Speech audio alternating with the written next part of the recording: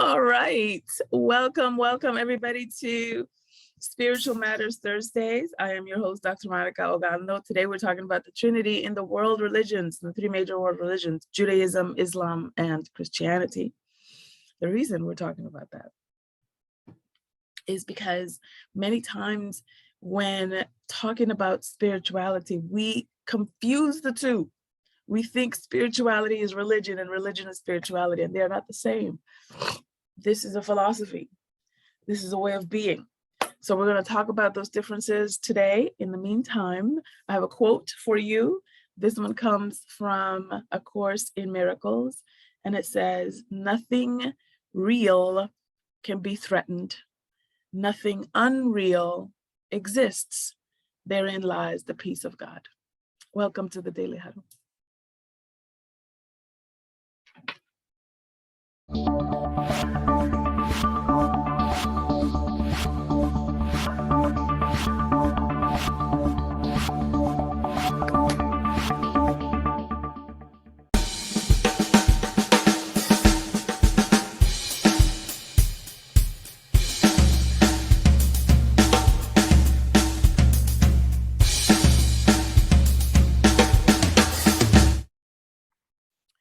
All right, welcome everybody again to the Daily Huddle Spiritual Matters Thursdays. I am excited to be here. I know my face doesn't show it because I didn't sleep all last night. And I think I'm coming down with something. But I loved this discussion. I've been looking forward to this for several weeks for a couple of reasons. And we'll get into that in just a minute. So let's get grounded in today's moment so that we can open up the conversation. And I'll start with my friend Chase. Chase, how are you and what are you thankful for? I am, I'm the way that I say I am.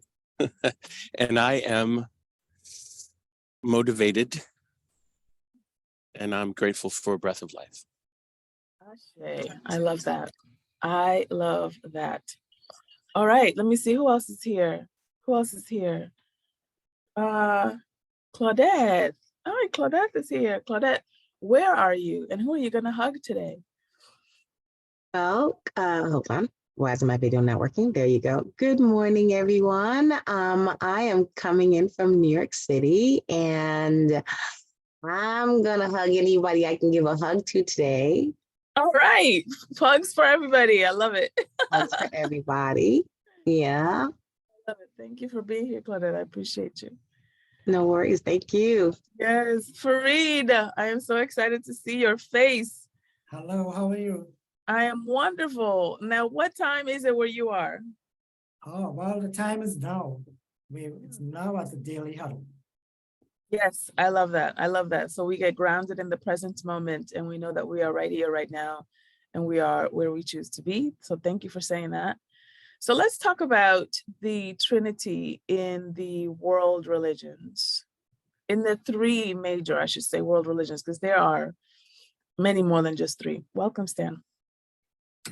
And in Christianity, the way that we have traditionally learned about it, you know that there is the Father, the Son, and the Holy Spirit. However, when Christianity was a budding, burgeoning, young religion coming out of, it was kind of like the spin-off of Judaism, it actually included a feminine aspect. So it was God, the Son, and the Mother, and the Holy Spirit was given the feminine aspect of God, right? In Islam, even though there is still a conversation about one God, right? But there are three different energies, and it's the same thing in Judaism. In fact, in Judaism, when people talk about Shekinah, they're talking about the feminine aspect of God, the intuition, the love, the honor of God, as opposed to the discipline, the laws, et cetera, et cetera. Interestingly enough, in Egyptian mysticism, that law and order is actually a feminine aspect that is represented by the goddess Ma'at. And why am I making these distinctions? Why am I elucidating these points? because I want you to get interested in, first of all, as a little bit of background, one of my PhDs is in comparative religions, and I'm fascinated by this stuff. I could talk about it all day, every day for the rest of my life. That's number one. So excuse my bias, you know what I mean? But secondly, I want you to get interested in discovering for yourself and researching for yourself and finding out for yourself, how did these beliefs become edicts? How did this way of thinking become a law? How did a form of thinking evolve from its beginnings? You know, there have been times when you have had a thought about something and you've evolved in your opinion, even, never mind beliefs, right? And so in the same way, collectively, civilizations, generations have also evolved their thinking about certain things, but also, and perhaps most importantly, what survives as a document is very much a political move, nothing to do with beliefs. And so, for example, you may have heard that in the 1940s, there were some scripts that were discovered, dug up in Egypt. And that has become known as the Hammadi text because of the area where they were found. And out of that came understanding the Gospel of Thomas, for example, and the Gospel of Mary. And there were other non-canonical texts that came that were not included in the canonical Bible, but gave a perspective to what is included in the canon. And so I want you to think about, the point of our conversation today is because I want you to think about, where am I a triune being, meaning having three aspects? How is it that we have come to evolve as a collective consciousness? We've come to evolve into seeing trinities almost everywhere, including in the ways that we perceive God. The reason why it's important to explore that is because even though most of our religions say that God made us in his, her image, when you find out about the nuances of religion, we have made God in our image. God is a jealous God because we are jealous. God is vengeful because we are vengeful, right? And so I want you to start thinking about, where am I a triune being such that collectively the human consciousness would ascribe a trinity to a divine intelligence? Here are some places to look. Sigmund Freud talks about the id, the ego, and the superego. The id being like your root instinctual survival, the ego being your consciousness, and the superego being the thing that's connected to the all consciousness. We have a trinity even in our life cycles in terms of like childhood, adulthood, and old age. Some folks would even break that up a little bit more. Sometimes it's childhood, adolescence, adulthood, and old age, right? But still 3 parts. There's 3 parts in the ways that we talk about a story, right? There's the beginning, the middle, and the end. Yeah. There is the Trinity in the ways that even we eat. There's the appetizer, the main course, and the dessert. So everywhere we look, there's some kind of Trinity. And I assert that the reason we see trinities everywhere is because we ourselves are a triune being, and that is why we make God a triune being as well, not because it is inherently so. If we were a 7-part person or a 7-part consciousness, we would have 7-part courses, meals, 7-part, life cycles, et cetera, et cetera. So we make everything around us the essence of who we are.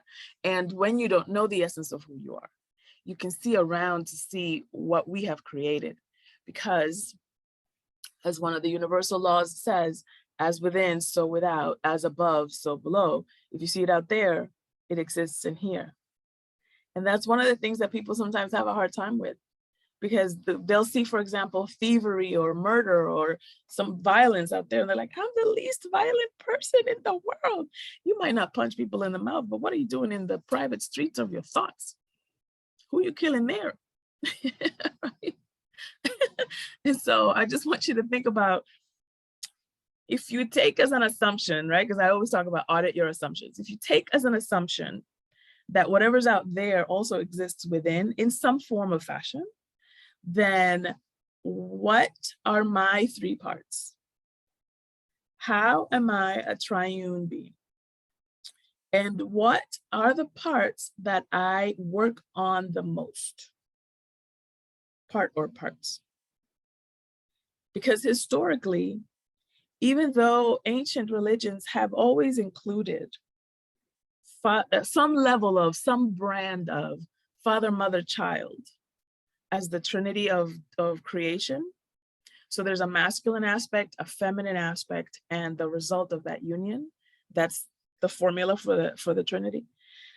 The power moves of patriarchy and white mythology have created it so that even those three aspects have become masculinized.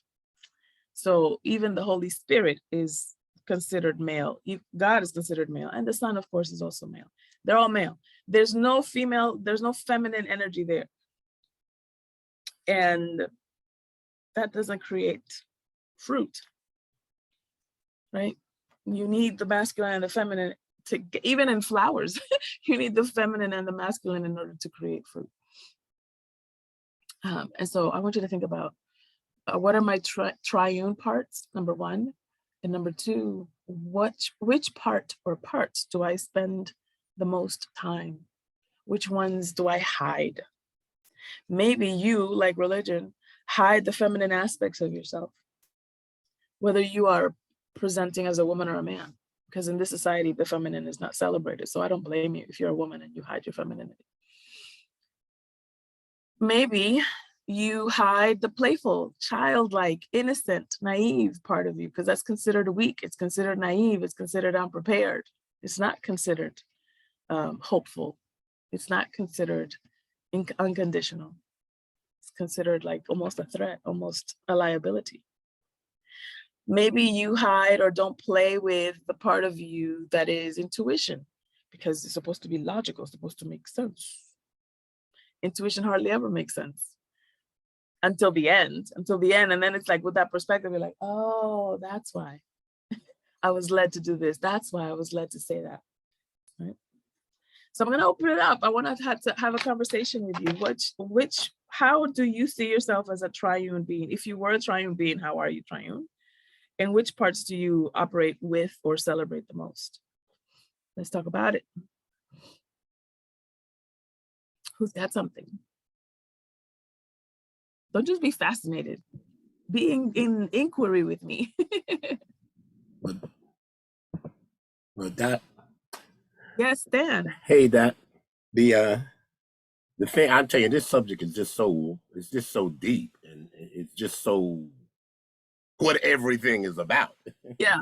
That it's kind of hard to have a place to start. I know. But it's just that I'm trying to really understand how my mind is the source of all creations in my world, and I feel like it is. I know there's an energy that my mind is, and it's a part of all the energy that there is, and how to really only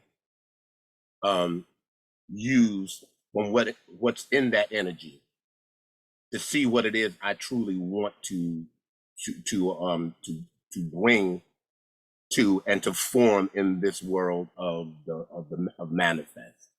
Okay. What I want to form in this world of manifest is my contribution to what already is manifested, that's already good, and to see more of the good and to bring out just more and more of the good that already exists in me and to make it visible. So you're seeing yourself as working the power of the mind and bringing forth, from the invisible to the visible, that which you want to see in the world. Exactly. I love Well it. said. I love it. Good stuff. Thank you for sharing that. That's awesome. Who else has something?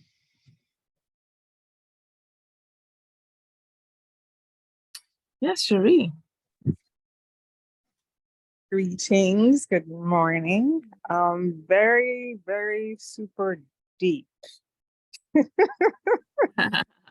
needed a script for this one before so we could I know run it, the right? You need to thoughts. warm up. Yeah, but I appreciate the conversation. I have a question as I go through the process of thinking. Is the, let me see how I ask this. When you ask the question, how are you? It's like in this moment in time. Are you more speaking in general or role or divine purpose in terms of how we see ourselves? That's a great question. Part of the work that we do here at the Daily Huddle is to presence the fact that you have declarative power on your life. And so when someone asks you, how are you? You are the way you say you are. And if you say you're fine, then that's what it is. If you say you're hungry, then that's what it is. Not because that's what it is, but because you say so. So we always presence that. Does that answer your question? It does. So now I'm going to think some more. I may come back. Okay. But I need some processing. That's perfect. That's perfect. Yeah. Hi, good morning. Yes. Who's that? That's Claudette. Hi. So it's interesting, you know, the part, because as you're going through, and I love the fact that you're saying comparative, you know, you have PhDs in comparative. I remember when I took a class on comparative religion back in college, and was taught by a Jesuit priest. It was the best class I'd ever had in life. Nice. It was the best class. You know, as a Christian, it's I start from the premise that in the beginning there was God, the Word was God, and you know, it started from God. That's it, and everything, all of it, whether it's Judaism, a Muslim, all flows from that same premise. Mm-hmm. Matter of fact, everything, good and evil, flows from God. Most people don't understand that last part. It's everything. He's made good and he's made evil. But if I were to separate myself into three pieces, it would be the mind, the heart, and the body. Because those are the three, and depending, I work on all, you know, maybe one will take precedent over the other, and then it's kind of difficult when they're all three trying to operate, you know, be present, be front and center at the same time, the mind, the heart, and the body. I sometimes find it difficult when I think the challenge is separating the heart and the mind, because I know when people say, oh, I'm more heart-centered, I'm more mind-centered, unless you're a complete psychopath or, you know, whatever, you can't separate your heart from the mind. Right. You just can't, you know, it's kind of connected, you know, one always drives, even if you try to say I'm emotionless, I'm like, you aren't, you know, your heart and your mind is always there. So I think it was just an interesting premise of like, what do you hide? And I've had years where I hid like my body, even though it's always present, because you can't do anything without engaging your body. Yeah. But there was times when I hid it for what I needed to do to keep it healthy. Yes. You know. So I just thought that was a very interesting premise to say, if you broke yourself into three parts, what would those parts be? Which part do you focus on, and which part do you hide? I'm kind of like, if I separate like that, at some point, each piece is hidden and each piece has been a focus. It's interesting. Right. Depending on what stage of life you're in or what's important to you at the time. I like it. Yeah. That's it. I like what you're bringing up here, Claudette, because I think sometimes particularly in this culture, in this society, we do tend to ignore or minimize anything that we associate with the feminine. And that includes the body. The body is very intuitive, and but it also is very predictable, right? And resilient. So your body can go through a lot. And I've put my body through a lot. I remember, some of you might remember the story of when I went through a cancer experience in my early 20s. I was diagnosed with stage 4 cancer, cervical cancer, and given about a year to live. So because it was cervical and not like eye cancer or skin cancer or throat cancer, et cetera, all of those, that would have made perfect sense, because I've worn contacts and glasses since I was 12. I'm a professional speaker. I would not be surprised if I got, okay, et cetera. But out of all the things, it was cervical cancer. So I've done a lot of studying around the feminine and ways that we sublimate and reject it. And one of those exercises was me doing kind of like a dyad or a dialogue with my body, as though my consciousness was here, my body was there. And my body was telling my consciousness, I'm your best friend. When you decided to come here, I was the first one that showed up and started forming bones and tissues and things so that you have a place to land. And you treat me like I'm the last thing you think about, if at all. When I'm hungry, you don't feed me. When I'm tired, you don't give me rest. When I tell you to stop, you don't. The only way that I was able to get your attention is by threatening your life. So if we're gonna keep doing this, I'm out. And it brought me to tears. I was like, oh my God, I've been the worst friend in the world to my body. And so I think collectively, when you look at history over the past 2,000 to 3,000 years, that's been the case with the feminine as well. And it's now getting an awareness, now getting a resurgence that we have not seen in our generation. So I appreciate you saying that about the body, because there is a lot of wisdom there. It isn't just the sensual, the licentious, the physical, as though that's lesser than. The first floor of the house is just as important as the third. In fact, you can't have one without the other. So I appreciate you saying that. I like that part about my body is my best friend. I was there before anybody else, and you treat me so bad. That's very true. I like that. And the last one to leave. Once the consciousness is gone, the body's still here, cleaning up after the after party. Yeah. Good stuff. Who else has something? Questions, maybe you hadn't considered the Trinity. Maybe that's not how you grew up in your spiritual tradition. Maybe there's something else, or maybe there's more than 3. Yes, Waleed. So you spoke about that our thoughts based on external to our internal. Our thoughts may be different from what's happening outside to what's happening on the inside. So first of all, I would like you to elaborate on that. But before you do, the thing is, our mind is a powerful tool, or it's powerful, right? And that we have to remember that each one of us is living in our own little world. We are not living in this whole world, this whole universe. We are living in our own little world. So our mind is different. Our mind is based on our perception, how we perceive our world, not this universe that we're living in.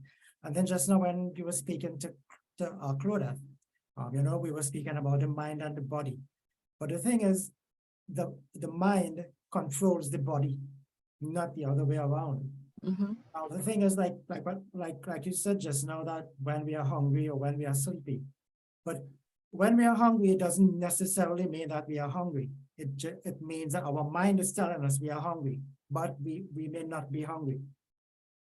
Or if we are sleepy, it's just our mind telling us, look, we are sleepy. For example, let me just give you an example. Let's say, we go to work in the morning and we work for 8 hours a day or 9 hours a day, right? Let me say, look, I'm tired at the end of the day. I'm going home. I'm going to sleep. But if at that moment, one of your friends call and say, hey, Dr. Monikah, let's go hang out in the mall. All of a sudden, we are no longer asleep. Yeah, let's go and meet you in the mall. So is it that you were really tired at the end of the workday, or is it just your mind saying, look, you are tired, it's time to go home after? Yeah, tired of this, not tired of anything. All right. So that's the point I'm making, in that it's our mind. I like it. I like that you're bringing up the mind-body connection. Thank you for that. This is where discernment becomes very key, because sometimes, to your point, absolutely, sometimes it's resistance, sometimes it's an emotional issue or a mental issue, nothing to do with physical symptoms. And then there's the wisdom of the body that sometimes we don't know who's calling. We don't know how to recognize that caller ID. How do you know that it's the body calling versus the mind? That's great. Anybody else have a comment, question? Your triune being, how you experience that? Ron, you came on video. Oh, you're muted. You're muted.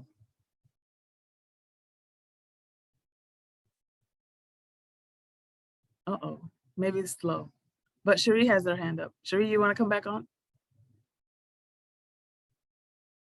On mute. I do want to come back on, because as I'm listening to the conversation and just thinking about how my words and my thoughts, I've always aligned with mind, body, and spirit or soul. And with that, it breaks down further, thinking of the mind, it's my awareness, my clarity, my emotional balance, and the body we talked about in terms of even nutrition, exercise, my feminine energy, my masculine energy, hygiene, and a positive attitude. And from a soul perspective, it's really my divinity. So even though I thought of it separate, pretty much all my life, whatever that means, I'm realizing that I can really put them in this mind, body, soul category. Yeah. So thank you for that. Yeah, absolutely. Let's have something. Unmute yourself. Let's do it.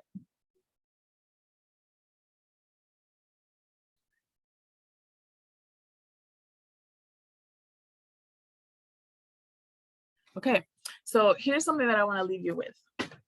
You know, I'm very fond, the teacher that I am at the end of the day, I'm very fond of leaving you with some homework or something to think about. I want you to think about, as you go through your day today, pick a Trinity that you're interested in exploring, whether it's, you know, the mind, body, spirit, whether it's superego, ego, id, whether it's your highs, your lows, and your in-betweens, whether it's the beginning or the middle or the end of a story. Pick a Trinity and see how you play with your own Trinity of your own selection. Where do you like to hang out the most? Maybe even beginning, middle, end of a task. Maybe you have a hard time beginning something, but you're a good finisher. Or maybe you're a really, really good starter and you're gung-ho and then you peed out and you don't finish things, right? So just pick a Trinity, beginning, middle, end, mind, body, spirit, etc., and notice where you like to hang out, just for today. Because that level of participating in your life, but also observing your life, will begin to get you in a conversation of perspective that sometimes we lose when we're just the participant of our life and not also the observer and creator. Are you willing to do that? Put a 1 in the chat if you're willing to do that, just for today. This is not like a rest of your life type deal, just for the next 24 hours or until you go to sleep. Okay, fantastic. I see the ones coming in. Awesome. In the meantime, in between time, I want you to love more, laugh more, give of yourself, give of your time, your money, your attention. I want you to sleep more, at least 7 hours a day. Eat more plant-based foods. Stress less. Move your body. And also audit your assumptions. Always check yourself before you rickety-wreck yourself. We love you. See you next time.